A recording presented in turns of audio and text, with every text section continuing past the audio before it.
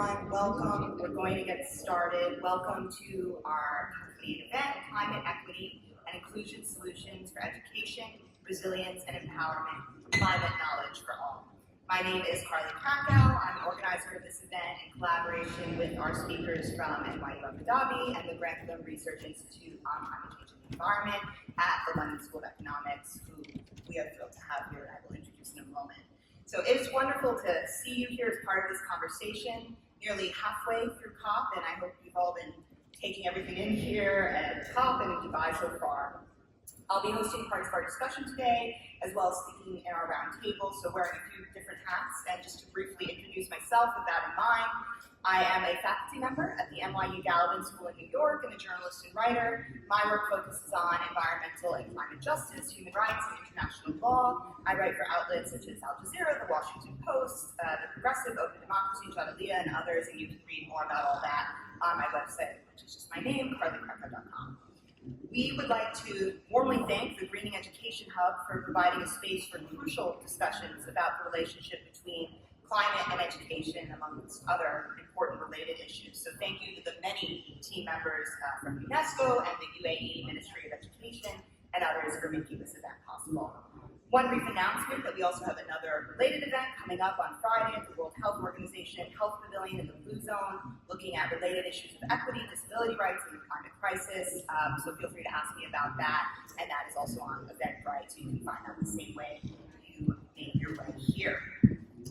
We have designed this to be a somewhat interactive roundtable, so each of our speakers will be speaking about their particular area of expertise and specialization initially, but the general structure will be that after those opening statements, we will go to some question and answer, and we also really warmly encourage you all to pose questions, and I'll say more about that in a little bit. We will hopefully, though, have ample time for some audience discussion and Q&A.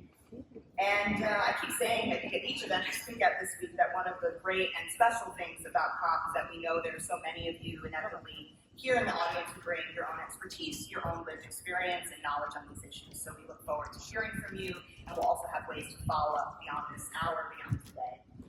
So now going to the general topics that will guide the opening statements that you will hear. We know that public access to climate knowledge and public education about climate policymaking are crucial for equitable, effective climate action. And in this session, we aim to emphasize how educators, policymakers, and community leaders at international, national, and local scales can and must develop agendas centering equity and inclusion, building programs that can support students both to, one, access climate knowledge, and two, become producers of public knowledge about the climate crisis themselves, contributing to sustainable policy and economic landscapes. Research cited by the Greening Education Partnership shows that the climate crisis means that 75% of young people are frightened about the future. So a pretty staggering number if you take that in.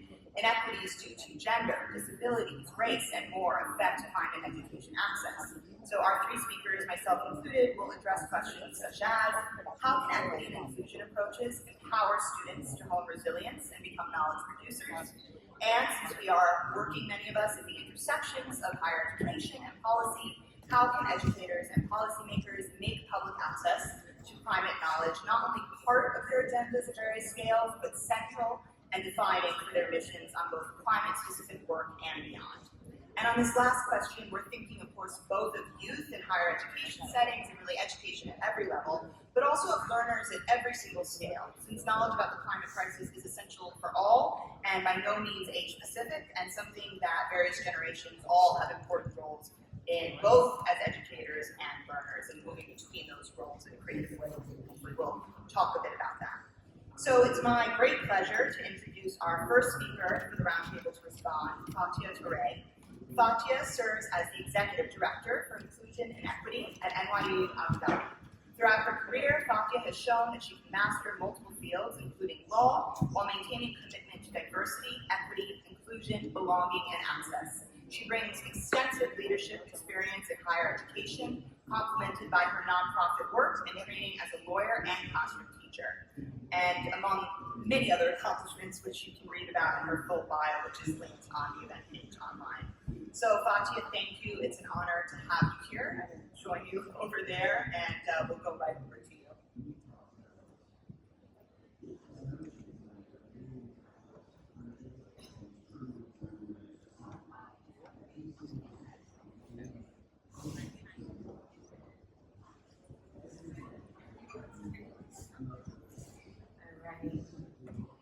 Good morning, everyone. Sorry, I come from a culture of call and response, and so I just want to make sure you're awake. Plus, I was a classroom teacher, so good morning, everyone. Okay, wonderful. As she mentioned, my name is Fatiah Touray, and I serve as the executive director at NYU Abu Dhabi. And one of the things that I wanted to start off with and to have you thinking a little bit about is I want you to look around the room and I want you to notice who's in the room, but I also want you to take notice of who's not in the room, who's not normally involved in these conversations, which is why it's really critical and important that we're having this conversation around climate equity. And so I want to actually walk you through an activity that I normally do with my students. And it's around thinking about the different privileges we have, but more so around environmental privilege. So I'm not going to ask you to raise your hands or to do this. Normally I do this really interactive with my students. But I'm going to ask you a few questions. And I want you to think about how you would answer these questions, yes or no. So, number one, did you grow up in a town with clean air? 2, did your family own their own home? 3, your home had a backyard. 4, your parents were health conscious and or provided a healthy diet. 5, did you live in proximity to parks, gardens, and or green spaces? 6, you went on camping trips and nature excursions as a child or a young adult. 7, your family was environmentally conscious. 8, I had some form of environmental education in school, K-12. 9, my parents were active in government and or politics. Or 10, my family and I volunteered for environmental charity and or organizations, right? And normally I would have students do an assessment of this on a scale of 1 to 10 with what questions they ask. And this is how we start to talk about environmental privilege. That really starts from when you're a very young age in terms of the environments you grow up with, the access you have to certain things. And so I wanted to start out to just tell you a little bit about my background and around what has brought me to this particular topic. So my family is originally from the Gambia in West Africa. And they migrated to the United States, to the Bronx, New York in the 1970s. And if you know anything about the Bronx, New York, shortly after they arrived in the 70s, I was born. And I grew up in the backdrop of the Cross Bronx Expressway. And if you know anything about construction and pollution, I have a condition called asthma that many of you may be familiar with, but the Bronx, New York actually has one of the highest rates of asthma in the entire country, and many of those communities have a disproportionate number of community members because of the construction and the environment have asthma, and the death rate from asthma is 43 deaths per million residents as compared to 13 million deaths throughout the entire state of New York. And I often think about this, and oftentimes in going back home in the Bronx, you don't meet someone you don't know who has asthma. Nearly 1 in 10 people have it. And I think some of the conversations that we've been talking a lot about in this conference, whether it's around global north or global south, is really thinking about the fact that climate change and environmental injustices don't affect all people equally. Some communities experience disproportionate impacts due to existing vulnerabilities, historical patterns of inequity, socioeconomic disparities, and systematic environmental justices. And so one of the things that I really want to focus on today is a little bit around nomenclature, the language we use to talk about climate justice, climate equity. I am an English language learner, so English is my third language, and so I'm constantly making meaning of things and translating things. And I think sometimes phrases like sustainability and the language we use can keep certain people in the conversation and leave others out. And so one of the things that I wanted to talk about is around climate equity. It's a concept that goes beyond the politically charged term climate justice. It emphasizes fair access to resources and opportunities for all individuals from all communities, regardless of their socioeconomic status, as they face challenges of climate change. In the MENA region, the concept of al-adala, equity, please excuse my Arabic, it's not one of my primary languages, holds profound significance, right? As it embodies the principles of fairness and justice and balanced opportunities, right? And one of the things that, the reason why equity is important is because when we think about equity from a definition standpoint, it's not about equal, like giving everybody the same, but equity forces us to look at history. It forces us to confront the historical injustices that have led to contemporary issues, right? And what are the ways in which we're going to create that balance and mitigate that? And I think oftentimes one of the things that often happens is when we talk about climate equity or climate justice is that we really use it as a crisis or an emergency, as it's something that is now, but we're not thinking about the fact that colonialism, and when we think about countries in the global north versus countries in the global south, or individuals who lived in marginalized communities from around the world, what are the ways in which we're thinking about equity? This is not something that just happened now. This is something that has been going on for a long time. So how do we make sure that when we're having these conversations, right, that we're making sure that we're not only inclusive of voices, but one of the things that I ask students and challenge students on a lot is, you know, who do we historically think as the knowers or the doers around education, around these concepts, versus who do we see as the consumers? Where are women? Where are marginalized identities in these conversations? And so these are things that we've constantly been thinking about. And one of the things as I'm looking at my time, and we'll get to different questions, there are a lot of examples of climate equity and environmental justice, whether it's here in the UAE, in Algeria, or in Lebanon, in different places in the MENA region that are using community-based organizations to really expand this conversation. But one of the things that I wanted to leave you with, and I really want to be more open to questions, is, as Carly mentioned in the beginning, around young people, right? And what is their access to public climate knowledge?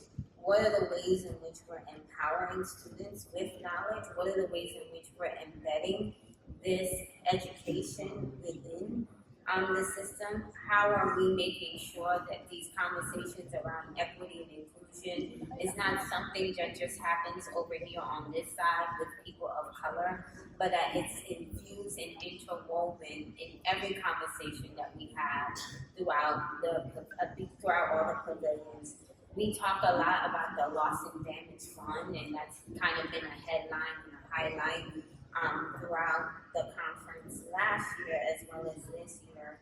But how do we make sure that as these big conversations are happening, that people that look like me, people that come from my background, people who have the largest impacts and the largest effects of this climate crisis, because as we learn, it impacts different people in different how do we make sure that we're not just being consumed at the table, but that we're part of the conversations at all of the tables. And so I'll stop there, and I'll turn it over to my partner.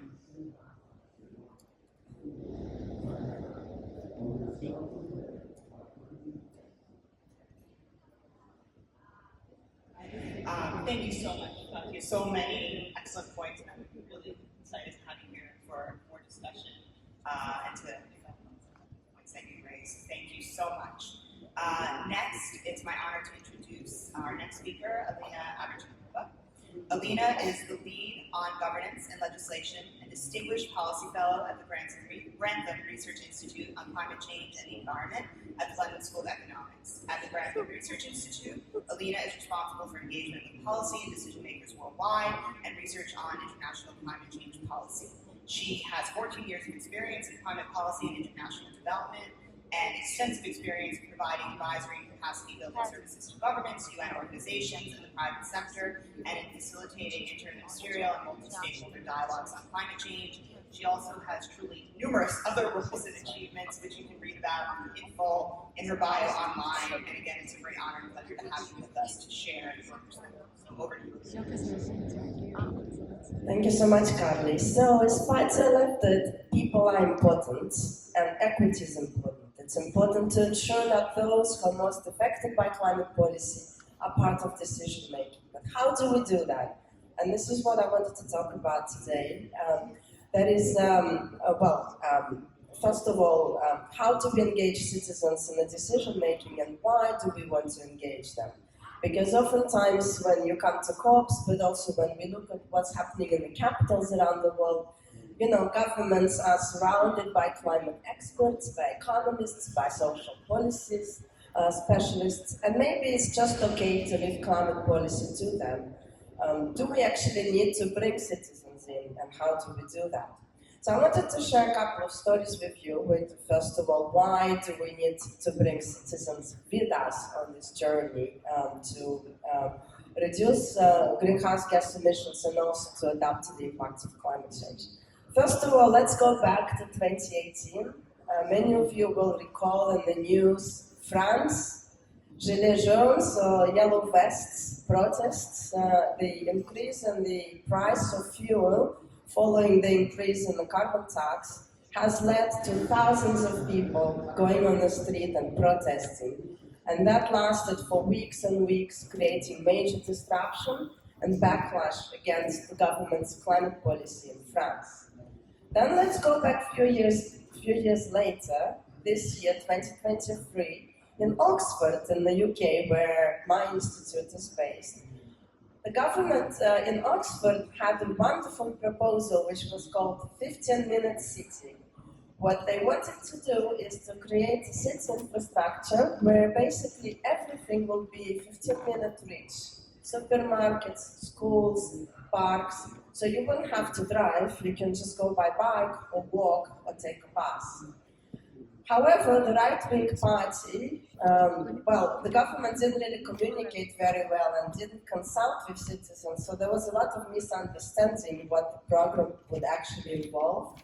And so the right-wing party basically organized protests and misinformed citizens, saying that this is just going to be like COVID. What they want to do is to control us, to control our freedom, so that we would be all confined to these really small cities and we would have no freedom to move around, which of course was total nonsense.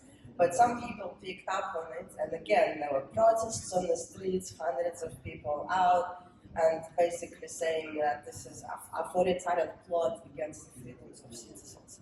So what does it tell us? Well, to me, it tells us that it's crucial, it's absolutely important that citizens understand what the government is trying to do on climate policy, and they also have a way to input into the content of that policy, so that the kind of things that Fatiah was talking about, that those who are most affected, that their perspectives can actually be taken into account into the policy design. And so what I wanted to share with you, so how do we do that? There is now a very interesting policy experience that is being gathered in Europe mostly, but also increasingly in some other countries around the world, and it's called Citizens' Assemblies on Climate Change. Any of you have heard what Citizens' Assemblies on Climate Change are? Anyone? No? Okay, then I'll tell a little bit what it is.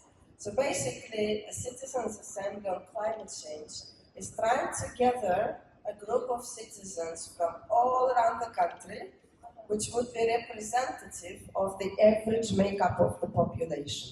So what we want to achieve, that citizens who are called to participate, they represent different level of incomes in the country, different ethnicities, different levels of education, gender, disability, also age, and in some countries they're also using political views as one of the criteria to profile and ensure representation. For example, you don't want only people who already support, say, in democratic countries, support political parties which are environmentally oriented. You also want people from the conservative side who may not be convinced that climate change is an important issue.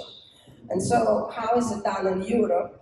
It's run as a democratic lottery, so hundreds of letters inviting people to participate are being sent around the country.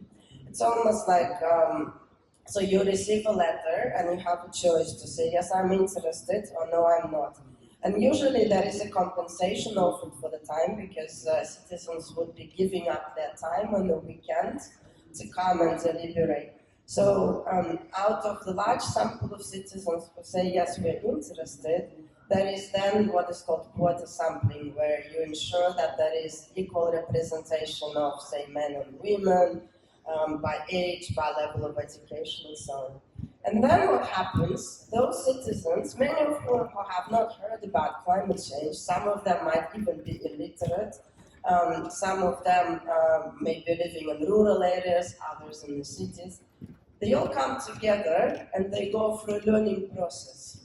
So there are experts who are invited to present and to tell them about climate change, about different aspects of the problem, but also aspects of solutions and the trade-offs involved in them. And then the citizens are left to deliberate. So usually it's in the smaller groups, and they ask a question that is important at the moment for the national climate policy. So that's very important. It needs to be a question on which decision has not yet been taken. And citizens are asked to provide recommendations for the government or for the parliament. Sometimes they could also be held at the city level, for the city council, on maybe priority sectors for climate action, or how can we address climate change in equal way. Different countries have taken different approaches. And I don't have time to go into detail on that. We can come to that in the discussion, but you can have a look. Such assemblies now happened in France, in Ireland, in the UK, in Scotland, in Spain, in Germany, in Denmark, and there is one now being prepared in Sweden. There was one in Finland, in Estonia, in Poland. So it's really picking up. What is interesting, what we're finding out, and there are some skeptics, they say, what could citizens, just ordinary people, bring to the table? Could they tell us climate experts something we don't already know? Well, actually they can, because they can use their lived experience and their knowledge of, say, if he or she is a farmer, they can bring that unique perspective that the experts might not have taken into account. And so what the analysis shows of the experience is that citizens come often with very creative recommendations, but what is more important as well, they often come with more ambitious recommendations than what the government thought would be possible. And so oftentimes there is this fear with politicians, so we can't go so fast, we can't go so quick, we can't go so deep on the emission reductions, because citizens would never accept, would never follow us. Well, look at the outcomes of citizens' assemblies. Citizens, when given information, the right information, when given the chance to deliberate and to come to a common view, citizens are very, very capable, A, to come with creative solutions, and B, to understand that we need to be more ambitious and to signal to government how to do that. And maybe finally, so what has been the impact so far of climate assemblies? Is this just a talking shop, or do they really have an impact?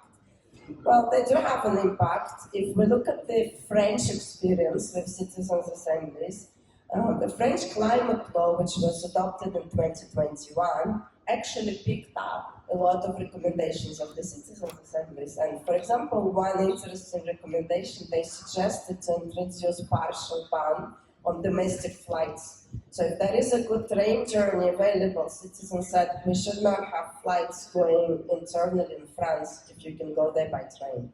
And that has been implemented. So this is just one example, but I'm looking forward to discussing more in the discussion. Thank you.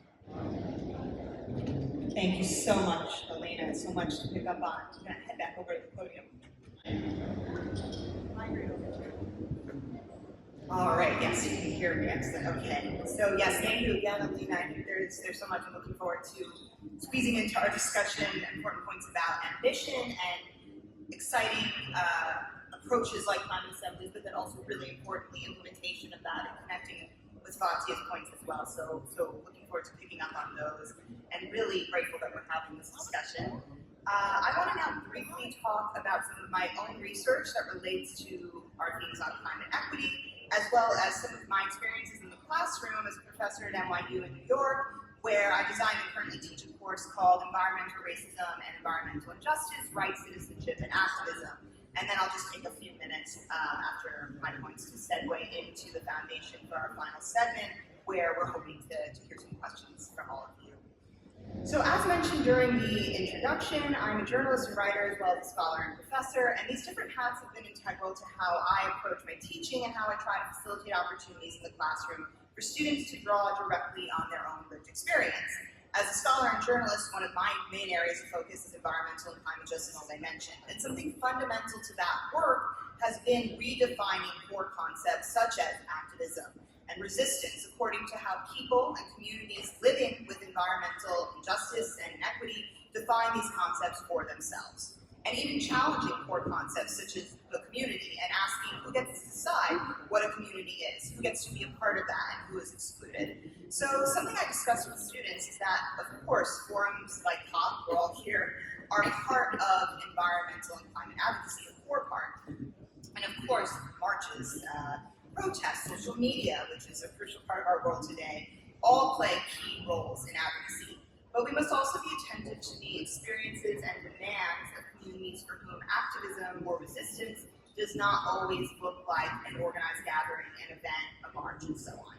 So for the parent of a child, for example, who has become severely ill because of toxins, such as war toxins, contaminated air or water, for example, resistance may just be caring for their child and taking them to doctor after doctor or hospital after hospital until they begin to get some of the answers and the treatments that they need. And I think that to be at COP, to be in this beautiful room right now, whether as educators or policymakers or both, or as students or any other roles that you may have, it's a great privilege for all of us and a unique opportunity to meet colleagues from communities across the globe with perspectives and lived experiences that we can all learn from. And I want to challenge how sometimes, especially at large international forums, we fall into a narrative of seeing one kind of education or one kind of activism or resilience as central or default, and everything outside of that becomes secondary or supplementary if we can get to it, if we have time. And it's not surprising why this happens. At COP, there are literally thousands of events, all of them interesting and worthy of our attention, competing for our attention at once. But I think it's not only inequitable to allow one approach to activism or education to dominate above all others, of course, it's also a huge disservice to the higher education and policymaking sectors that have so much to gain from these too often marginalized perspectives. And just to give some context about my work underlying these big picture approaches, I'm going to share a bit about a concept from my research that I call toxic saturation. So in my work on this concept, I focused on communities in places such as Iraq, Vietnam, Gaza, other places where the UN Secretary General and numerous UN officials have said we're seeing unprecedented humanitarian conditions, and many other places around the globe. I should emphasize, I'm sure there are examples that I will not have time to get to that you have from your own home countries that are just as relevant, but places where civilian communities have been devastated by local-scale environmental injustice or war or both over decades. So in my work on this, I argue that when a community's collective health baseline is systematically lowered over decades, that means they become more vulnerable to rising temperatures, unnatural disasters, and all other climate-induced challenges that we're concerned about here at COP. So just to explain what toxic saturation is very briefly, I'm thinking about communities both who have been impacted, as I said, by war toxins, and also what we would call sacrifice zones worldwide. So in places such as Cancer Alley in the United States, somewhere you may have heard of, where multiple generations of families suffer from cancer and other illnesses because of their proximity to petrochemical facilities and other sources of pollution that disproportionately impact minority communities. And that's an example again from the US, but we can find unique manifestations of this worldwide. So in my work, I've documented how existing frameworks of what we would normally call toxic exposure are no longer sufficient if we look at conditions for these communities today. So in Iraq, to take one example from my work, 20 years after the US-led invasion and occupation, civilians are still living and this continues to worsen from disproportionate and devastating rates of birth defects, cancer, lung conditions, and more that are linked to the use of things like burn pits containing uranium, white phosphorus, and much more. So just to emphasize, these are severe, life-altering, often fatal conditions. One example, anencephaly, is when a child is born with an underdeveloped brain and incomplete skull. So really grave conditions. This has gotten a lot of attention in the past couple of years because there's been domestic legislation in the United States in 2022 to recognize these impacts for U.S. veterans who have been severely sickened by toxins as well. So in my work, I say that that is so important and necessary and overdue and a very long battle to get to that point.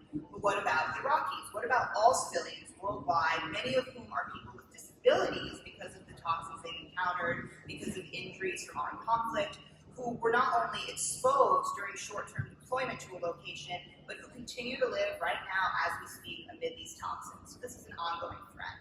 So arguing that exposure is not adequate language, it's just mere forced contact, but in cases like this, people are drenched or saturated for years with their health constantly under siege from toxins and the remnants of weaponry. And that has tangible legal consequences because acknowledging this as an ongoing threat affects how people can get health care and compensation. Happy to say more about that later. But how does this all connect back to my teaching on climate education and public knowledge, our themes today, and COP28 more broadly? So in my course, we talk about a whole variety of things: industrial mercury poisoning in Minamata, Japan, water defenders in Standing Rock in Hawaii, the lands contaminated in Puerto Rico, the day zero water crisis in Cape Town. Again, I'm sure you can bring in your own examples. Emphasizing that, fortunately, environmental injustice is universal, although the manifestations are unique. So I'm sure we can go more into that with other examples. Always tempted to invite you, but we'll save that for the discussion. I want to hear from all of you.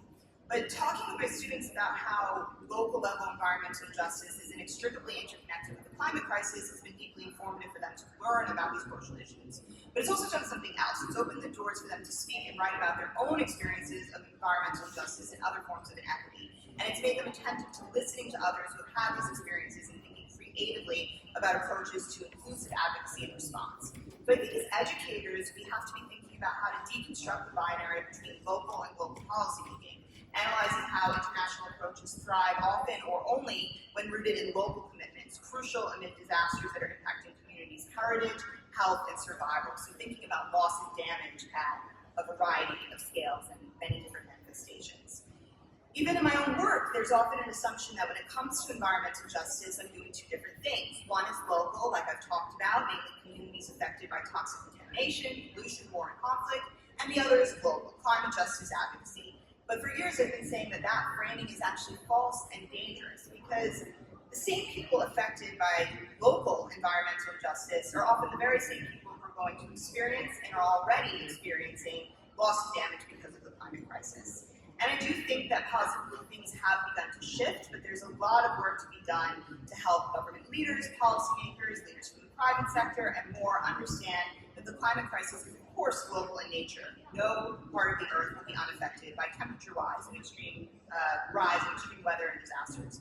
But we know that these impacts are not equally distributed and that people who are vulnerable, again, because of disabilities, medical conditions and illnesses, and also people who are displaced, are disproportionately susceptible to harm from the climate crisis. And perhaps most importantly, we know that policies are stronger and make more sense when these individuals and communities are participating as decision makers. So taking it back to an educational context as I begin to wrap up, on the level of the classroom, students who have experienced climate displacement, vulnerability, and resilience to environmental injustice can use classrooms as labs to produce public knowledge, such as podcasts, op-eds, and many other things. And I think we need to shift towards kind of making this automatic rather than something supplemental. I'm happy to elaborate on that. Just some examples, I've had students from my classes in New York City talk through past projects about how their neighborhoods right in New York, they grew up with disproportionate exposure to pollution, some of the themes that Fatiah was talking about, and how the material we studied gave them tools and language to explain and advocate aggressively for something they already knew was happening for a long time. So just to emphasize that reading brilliant work like by scholars such as Robert Bullard, who's here at COP, whose work I recommend if you haven't encountered it previously, one of the most prominent environmental justice scholars in the US, reading those types of works didn't change the reality for these students, and lived experience is something that scholars like Dr. Bullard have centered in their own work, many other scholars and advocates from the US South. But what this did is it simply gave students knowledge and techniques to work within and advocate for their communities. And in turn, they taught the class and the wider public and the faculty about their lived experience, which offered invaluable knowledge for their peers and beyond. So I want to emphasize that every student, every learner at whatever age or stage has a relationship with equity and inequity, and with environmental equity and justice in particular. Sometimes this is firsthand lived experience, and other times it's a process of a student who doesn't have that type of lived experience, opening their eyes to communities and situations that have been marginalized and grappling with why that is and how it can change for the better. So working with students to understand something like toxic saturation, for example, and what people in communities affected by this in Iraq or Vietnam or in the US are experiencing, or right near the New York campus at NYU, has been so important for helping students, in my case in the United States, learn more about these horrific and crucial situations. But it's also served as an exercise in helping them to realize how local and global inequity are always intertwined. And when dominant narratives push us to falsely assume that people affected by war toxins or pollution are not central to conversations about the climate crisis and climate education, we need to question why that's happening and push back against it, because these things very much are one and the same, go hand in hand. And part of pushing back against that is often simply starting by asking those types of questions, and I encourage my students to find ways through thoughtful and research-based blog posts, through photo essays, through other means that I'm happy to talk about, to ask these questions as part of a broader, inclusive public conversation that's aligned with advocacy efforts. And I think we're going to hear some more about certain tools for public knowledge from our other speakers that are very much in line with these approaches. So thank you for your attention to this. Happy to pick up on some of those points of discussion. And now, to open the next segment of our event, we're going to go to the next slide, please. Do that, and I will rejoin my co-speakers.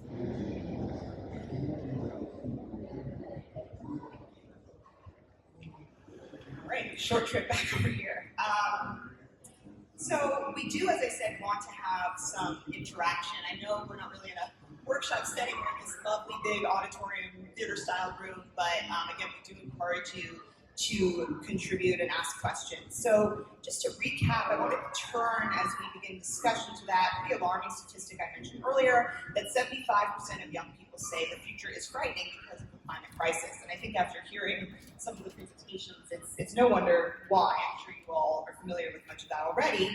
We also want to highlight something else from the Greening Education Partnership, that in findings by UNESCO, around half of countries reviewed had no mention of climate change in their national curriculum. So putting those two facts together does not paint a very optimistic picture. But with all that as food for thought, we wanted to give you a few options for how you approach this last portion of the event. So the first is very straightforward. I'm just asking if you'd like to pose a question to the panel as a whole or any of our speakers. We welcome you to ask a question about any of the topics that have been covered or something else you'd like to hear more about. Alternatively, the second is we invite you to share a climate education proposal. So it's not Shark Tank, not to put anyone in the spot, but if you would like to just throw out something that you've been thinking about, something maybe that just recently occurred to you, a policy pitch or an education pitch, for collective reflection, for feedback, we welcome you to do so. We know that you're sitting in a lot of Q&As, so in the interest of making this useful for everybody, that's an option as well. If there's something that you're curious about implementing in your home setting, happy in a, of course, collegial and supportive way to bring that into the discussion. And lastly, you could also share a challenge or difficulty that you've encountered with your professional and lived experience, something that you're very much aware of that you've been working on, but that hasn't been working, that you see a need for change, and maybe you're meeting resistance, and maybe you're wondering how to implement something and how to work around that challenge. So you have a room full of interested people who can join in that discussion. So I hope that that infuses some energy, gives you some options for contributing. I think that in order to kick off the discussion, I will pick up perhaps on some of the points that were made. There's already a question? Okay, all right. So we'll go straight to that. I was going to just say, just to throw it out there, I would love to pick up on Alina's point about ambition, and also, Alina, I know you didn't have time to mention the climate law database, and something that Grantham also works on that I think is an invaluable tool for public knowledge. So maybe we can take this question that we already have from someone who's ready, and then we can bring that up as well. Thank you. My name is Alina. My question is, and thank you for sharing insights and perspectives from the community level, and I see this as from the urban communities and rural communities in developed countries. My question is really, how do we mobilize advocacy within and from communities who are directly in the front line of climate change, with rising sea level, melting snow caps, hurricanes, droughts, flooding, who are losing their livelihoods? And how can we collectively create a momentum to tell the world we are having all these discussions that there is no option, but it is a matter of urgency that we address climate change? And how do we empower those people within those communities and the youth to advocate directly from their own experiences? Thank you. Thank you so much. So for anyone who couldn't hear just about mobilizing advocacy and a lot of other essential points that I won't recap. Thank you for that. Does either of you want to jump in on that, or should we see if we want to collect another question or two? So we'll try and group these just to maximize discussion time. I think I did see another hand, but I'm not sure where. Okay, over here. Thank you so much. We just have one in the corner. And also, while the mic makes its way over, just we know with the time we have left, we won't get to hear from all of you, unfortunately, and we'd love to continue this discussion. So if you scan that QR code, or you go to the short URL link up there, we have a form where you can input more thoughts, more questions, responses to any of those things written in yellow on the screen. And we do hope to include some of those in the post-event publication material. So please feel free to scan that and answer now, or save it for later, and we'd love to hear from you. But over to our next question. Thank you. Thank you very much. I also want to say thank you for the fabulous discussion. My name is Averchenkova. I am a policymaker in California. I specifically work on water quality and climate policy. And a lot of what I heard is resonating very closely to many of the things we are trying to do in California. In the topic of environmental justice, and as governments decided to go into communities and begin to affect change and improve conditions. So sorry, would you mind speaking up a little? We just have some background noise from over there. Maybe. Sorry. Thank you. There you go. Thank you so much. What I was saying is, as we started, governments started our work on environmental justice, and we began to work directly with communities. We governments made two assumptions that have been very challenging and wrong. So I'm getting to your first bullet and your third bullet. The first assumption was that you could take a complex topic like air quality and air pollution and climate change and climate pollution, go into a room, convene the citizens, and get constructive input. So a couple of you talked about the importance of developing capacity. So that was the first assumption. Governments needed to step back and enable the community to develop their capacity. My question for you is about the second assumption that I did not hear any of you address. The other thing that we assumed was that there would be trust. That you could walk into a community and say, we are the climate experts, we have the solutions, We want to hear your lived experiences. Let's work together to make change. To me, having been doing this for a few years, I think the issue of trust is fundamental because neither an academic nor a policymaker can just walk into a room and tell somebody we're here to help you. So my question for you is, what can we do to begin to chip away at this lack of trust so that we can just get the community to a baseline where we can then begin to talk about what are we going to do to solve the climate crisis and address climate injustice. Thank you. Thank you so much. Fantastic questions. I think we have some responses ready. Let's go to these and then we can reflect more. Thank you. Well, fantastic question and also comment which I think partially actually addresses the question. So I think first of all to empower communities, I think what is essential is to build some capacity to provide some education and again drawing on the experience with climate assemblies. What for me was one of the highlights, talking to one of the participants. It was a lady, she was 16, she was called to be part of the assembly in Belgium, and she was saying, if only all of my classmates, all of my friends would receive the same information about climate change and how to deal with this in such a simple and transparent and digestible way, it would completely change our life because we would know what to do. And what actually happens is this point about empowerment, I think your question goes there, what we haven't talked a lot about yet. Citizens' assemblies, it's just one of the tools, but basically having gone through this capacity development, through this experience also of deliberating, they do it independently from the government, so there is a professional facilitator, and that also helps, I think, for trust building in a sense, because it's not the government coming to citizens with ready-made solutions and saying, hey, what do you think? Do you approve or do you not? It's actually a genuine process where citizens can come up with their own ideas. That creates advocates in the community. So actually most of the participants who have gone through the experience of the assembly become educators, leaders, advocates at their local community with their city council. Some of them form NGOs.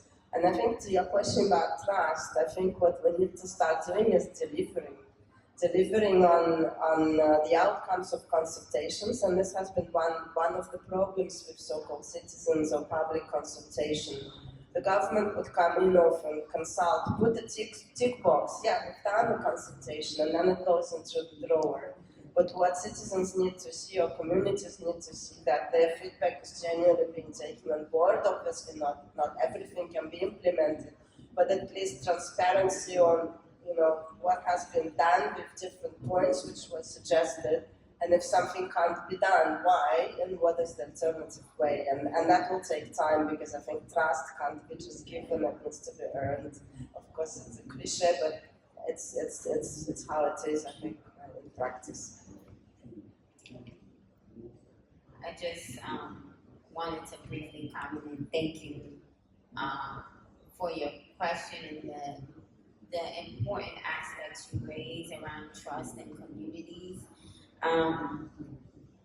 One of the things that, in talking about diversity, equity, inclusion, and particularly equity in this work, and even as we sit in the backdrop of COP28, one of the concepts that we often talk about is around the concept of ethnocentric monoculturalism.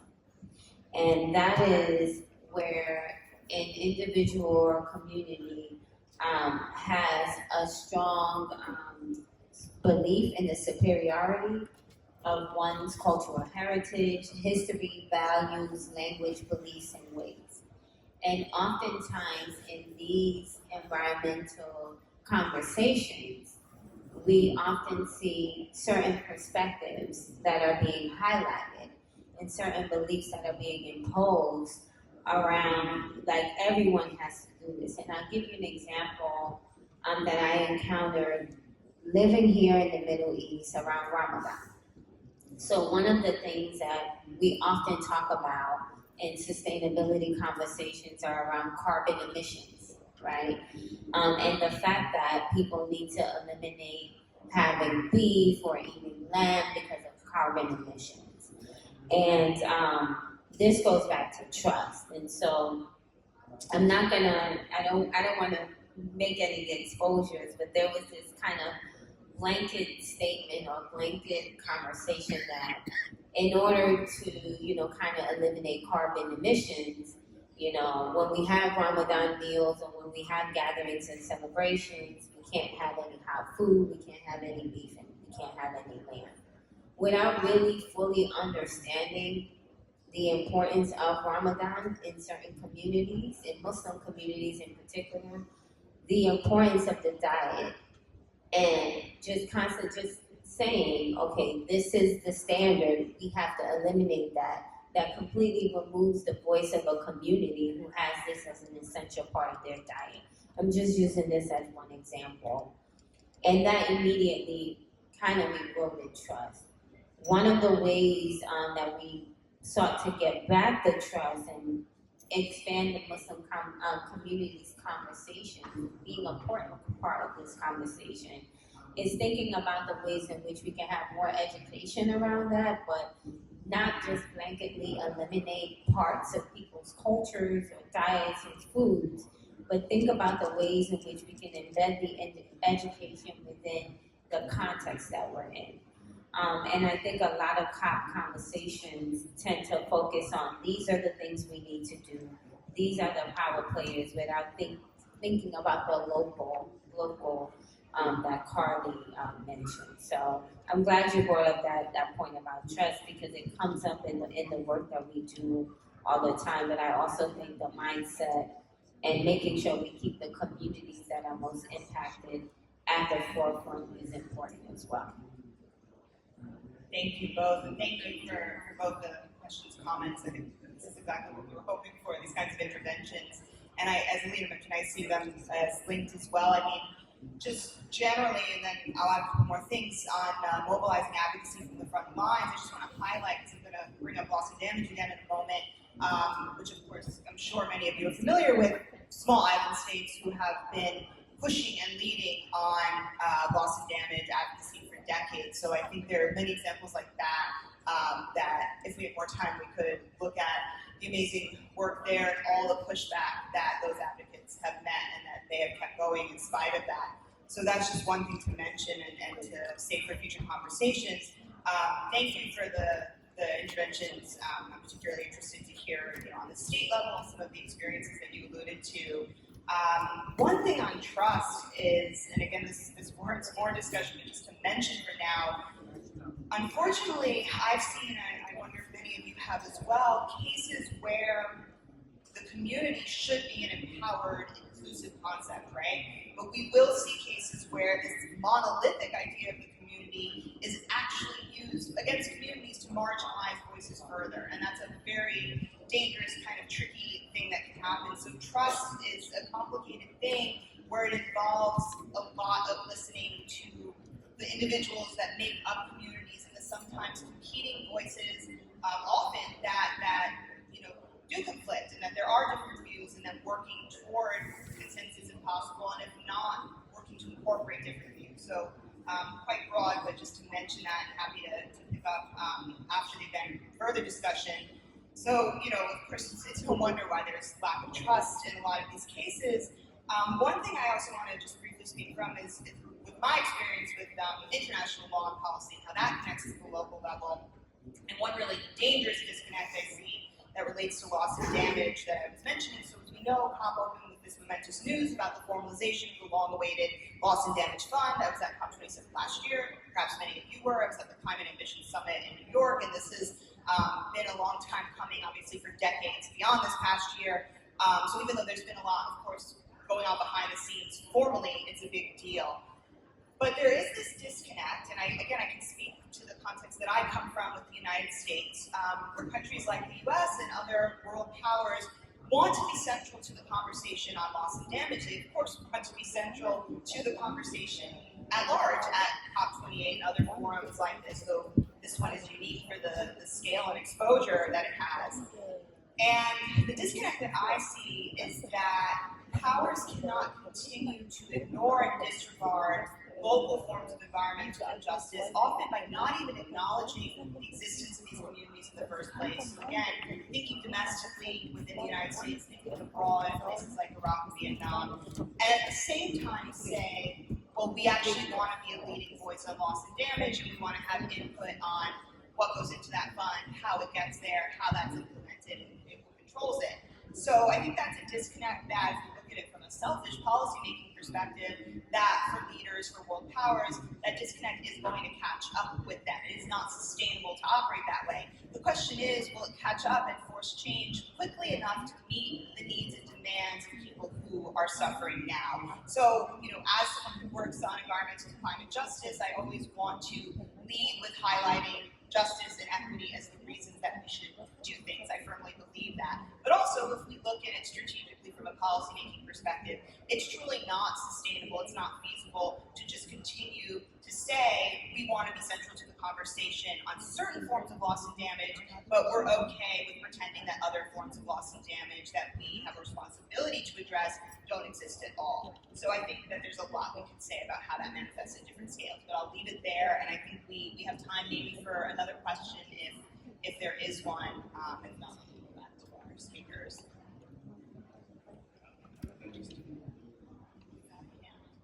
All right, we'll take this one last question. Thank you.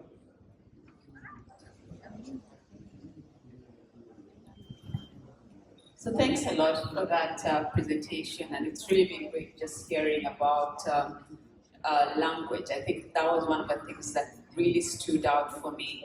And when you were talking about the communities and how we sort of work with them in articulating the issues around climate change, I just want to come back to you with regards to language, because from the experience side, many of the communities, the language on climate change seems quite far, and it's more about, am I hungry today? Am I able to go to school? Am I able, are my kids able to grow up in a safe environment?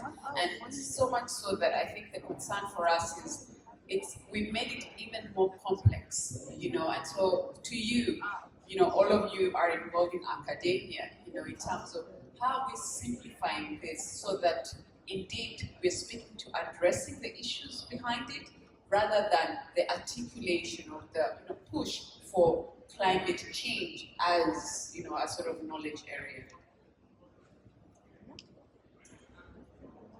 And thank you for that. And one of the things, and this is why I highlighted in the very beginning, those questions, those 10 questions that I ask students or that I ask faculty if I'm doing a training around environmental privileges, just to set up, what was your community like growing up, right? What was your experience like in school? Did you have access to parks and clean air, or what was your food intake like, right? Just simplifying it in terms of those terms so that people can see themselves in these conversations, because oftentimes we don't see ourselves in these conversations. Oftentimes there's a grade ceiling, right? And those who are predominantly having these conversations don't look like me or you, right? Or not even a panel with 3 women sitting here talking about this, right? How rare is that? But I think, again, simplifying it, making it tangible, bringing it back to people's personal experiences so that they can continue to see how they're a part of it. And it goes to Carly's point, whether they're impacted by it, they can still learn about other experiences from that. And that's, I think, the power of education. Thank you so much. I know we're at time, so I'm about to close, but Alina, I just want to give you another opportunity. Well, thank you, Caroline. Carolyn. Perhaps just to mention some resources, as I think many of you are educators or working with the communities. So I've spoken about climate assemblies, and they have generated a lot of resources which could be useful both in the classroom but also when engaging with communities. And all of that is available as open resource. So if you're working in French-speaking country or in Spanish-speaking country, the citizens' assemblies in France and Spain, but also the English-speaking ones, All of the expert testimonies and videos are available online, so have a look. Some of them are really excellent. I would also recommend BBC's documentary, People versus Climate. It's excellent in terms of actually articulating experience of how Citizens Assembly works. And perhaps a few others, I think Carly asked me before, at Grantham Research Institute, we host the open source database. It's called Climate Change Laws of the World.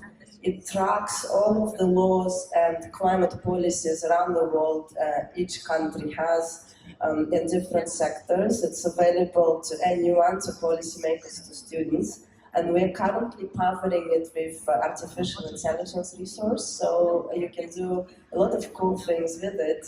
You can search within laws in different languages, so have a look. And also do get in touch, so we're very happy to share more on that. Thank you so much. So it's called Climate Change Laws of the World. If you Google it, it will come up. And if not, please feel free to get in touch with me and I'll point you out. Thank you so much, Alina, an invaluable resource, and we really encourage you all to check it out and approach any of us, or again, if you want to add anything to that form that's available to you on the screen. And just to close by noting, I think our first colleague's question about mobilizing advocacy from the front lines, and then this last important question about language and emphasizing that clarity of language and precision, and talking about the very harsh realities that people are facing and the suffering that people are enduring, sometimes just gets subsumed as we are here at COP and other forums like this. There's so much pressure to think about the big picture, to think about the economic landscapes, to think about the major institutional actors. And that is all, of course, essential, but I think that what this panel is trying to emphasize is that it's not optional to talk about the individual and community level suffering. This is an essential defining part of the conversation. So we thank you for taking part in this conversation today. Again, we have that WHO event on Friday. Feel free to ask us about it. Thank you so much to Fatiah and Alina. And Alina has other events she can tell you. And we wish you all luck at the rest of COP. Thank you again for taking the time to be here, and hope to see you soon.